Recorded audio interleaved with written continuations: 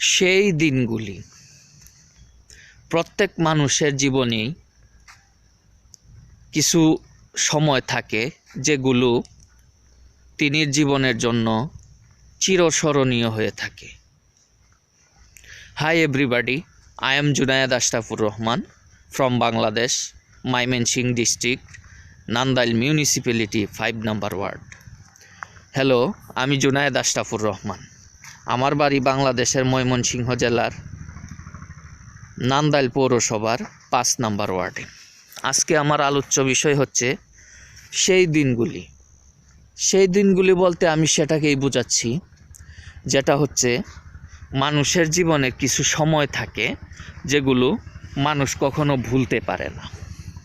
মাঝে মাঝে মানুষ চেষ্টা করে সেই সময়গুলো ভুলে যাওয়ার, কিন্তু নিজের অজান্তেই সেই সময়গুলো মানুষের মনে পড়ে যায়। অনেক সময় অতীতের কিছু দিন আছে, কিছু সময় আছে, সেগুলো মানুষকে নস্টালজিয়াতে ভোগায়। কীরকম? যাদের বয়স এখন 70 থেকে 80 বা 60 থেকে 80-র মধ্যে আছে বা আরও উপরে আছে, তিনিদের স্মরণীয় দিন কোনগুলো? সেটা হচ্ছে 1971 সালের যুদ্ধ। যিনিরা মুক্তিযুদ্ধে অংশগ্রহণ করেছিলেন তিনিরা কখনোই 1971 সালের মুক্তিযুদ্ধ ভুলতে পারবেন না। বঙ্গবীর আব্দুল কাদের সিদ্দিকী, এরপরে এই বীরুত্তম শাহজাহান উমর সাহেব, বীর মুক্তিযোদ্ধা আসাদুজ্জামান খান কামাল সাহেব, উবাইদুল কাদের সাহেব, মির্জা ফখরুল সাহেব সহ যত মুক্তিযোদ্ধা আছেন তিনিরা কখনোই 1971 সালের যুদ্ধর সময়টা ভুলতে পারবেন না। এমনকি সেই সময়ে যিনিরা নিজের ঘরে অবস্থান করছিলেন তিনিরাও ভুলতে পারবেন না। যেমন আমাদের বাংলাদেশের বর্তমান মাননীয় প্রধানমন্ত্রী শেখ হাসিনা, সাবেক প্রধানমন্ত্রী খালেদা জিয়া, তিনিরা তো ওই সময় নিজেদের ঘরেই অবস্থান করছিলেন। তা সত্ত্বেও তিনিরা সেই সময়টা ভুলতে পারবেন না। তিনিরা যদি চেষ্টাও করেন সেই সময়টা ভুলে যাওয়ার, তাহলেও তিনিরা সেটা ভুলতে পারবেন না। কেননা তিনিদের জীবনের সবচেয়ে স্মরণীয় এবং ঘটনাবহুল সময়টা হচ্ছে 1971 সালের যুদ্ধ।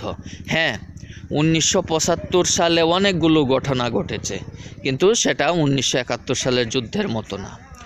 তেমনি 1981 সালেও বাংলাদেশে অনেক ঘটনা ঘটেছে, সেটাও 1971 সালের যুদ্ধের মতো না। তেমনি 1990 সালেও বাংলাদেশে আন্দোলন হয়েছে, সেটাও 1971 সালের যুদ্ধের মতো না।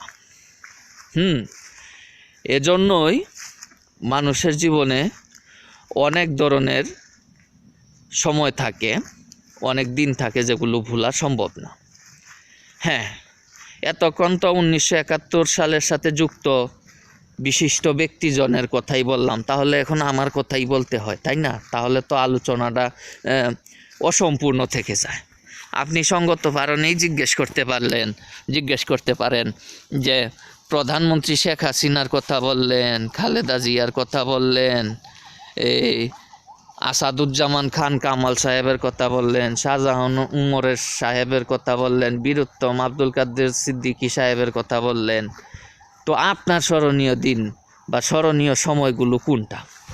হ্যাঁ, আমার জীবনের সবচেয়ে স্মরণীয় সময়টা হচ্ছে 2004 থেকে 2006 সাল পর্যন্ত।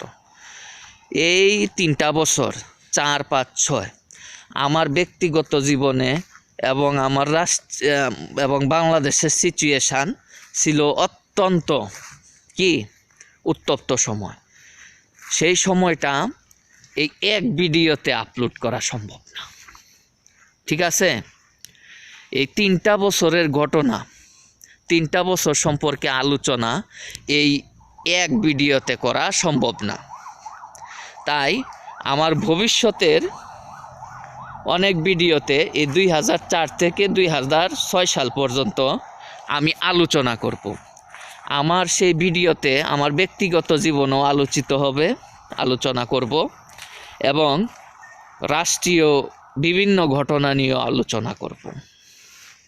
ঠিক আছে? 1971 সালের যুদ্ধ যেরকম এখনের মুরব্বীদের জন্য স্মরণীয় দিন, আমার মতো যারা এই জেনারেশনের মানুষ তিনিদের জন্য সেই সময়টা গুরুত্বপূর্ণ, এবং আমার জন্য কতটুকু গুরুত্বপূর্ণ এবং স্মরণীয় সেটাও আমি আলোচনা করব। সংক্ষিপ্তভাবে কয়েকটা ঘটনা বলি। 2004 সালে আমি আলিয়া মাদ্রাসা থেকে কলেজে গিয়ে ভর্তি হই। সেটা আমার জন্য স্মরণীয়। তাতে অন্য লোকের কিছু হলো গেল না হলেও আমার জীবনে অনেক কিছু হয়েছে। অর্থাৎ আমি আলিয়া মাদ্রাসা ত্যাগ করে কলেজে ভর্তি হয়েছি, তাতে অন্যের কিছু গেল না এলোতে হলেও আমার জীবনে অনেক কিছু হয়েছে। আচ্ছা, এরপরে 2004 সালেই র্যাব প্রতিষ্ঠিত হয়, র্যাপিড অ্যাকশন ব্যাটালিয়ান, ঠিক সেই সময়টাতেই। আচ্ছা, আবার র্যাপিড অ্যাকশন ব্যাটালিয়ান প্রতিষ্ঠা হওয়ার কিছুদিন পরেই, মানে কয়েক মাস পরেই, বাংলা ভাই আর তার অনুসারীরা রাজশাহী অঞ্চলে একের পর এক মার্ডার করা শুরু করে। 2004 সালের 21শে আগস্ট গ্রেনেড হামলা হয়েছিল। তখন অনেকেই নিহত হয়েছেন। আইভি রহমান, প্রয়াত আইভি রহমান, তিনিও গুরুতর আহত হয়েছিলেন। আমাদের মাননীয় প্রধানমন্ত্রীও সেই সময় ক্ষতিগ্রস্ত হয়েছিলেন। 2004 সালের ঘটনা। আবার 2005 সালে সিরিজ বোমা হামলা হয় সারা দেশে। 63টা জেলায় হয়েছিল, শুধুমাত্র মুন্সিগঞ্জ ছাড়া। এরপরে একের পর এক বোমা হামলা, একের পর এক ঘটনা, আরও অনেক কিছু।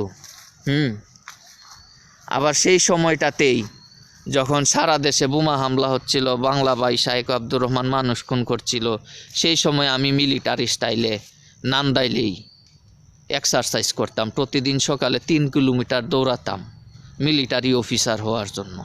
আরও অনেক ধরনের কঠিন কঠিন এক্সারসাইজ করতাম মিলিটারি অফিসার হওয়ার জন্য। তখন আর আমি যাই নাই সেনাবাহিনীতে, কিন্তু দেশপ্রেমটা আমার মধ্যে ঠিকই আছে, একদম মিলিটারি দেশপ্রেম। আচ্ছা, 2006 সালেও অনেক ঘটনা ঘটে। তাই সকল কিছু মিলিয়ে আমার জীবনের ঘটনাবহুল সময় হচ্ছে 2004 থেকে 2006 সাল। এই ব্যাপারে আলোচনা করতে হলে এই এক ভিডিওতে সম্ভব না। অনেক বিষয়ে আলোচনা আছে। বিভিন্ন বিষয়ে আলোচনার পাশাপাশি আমি এই 2004 থেকে 2006 এই সময়টা আমি আলোচনা করব। এটাই হচ্ছে সেই দিনগুলির বিষয়বস্তু। অর্থাৎ প্রত্যেকটা মানুষের জীবনেই থাকে। আমি তো বলে দিলাম যে আমার জীবনের কোন সময়টা আমার সবচেয়ে ঘটনাবহুল এবং স্মরণীয়। আপনারটা আপনিও বলতে পারেন, সমস্যা নাই, এটা আপনার নিজের ব্যক্তিগত ব্যাপার। এখন ভবিষ্যতে বিভিন্ন বিষয়ে আমি ভিডিও ইনশাল্লাহ আপলোড করব, এবং পাশাপাশি এই 2004, 5, 6, 3 বছরের বিভিন্ন বিষয় নিয়েও আমি আলোচনা করব। ধন্যবাদ। আসসালামু আলাইকুম।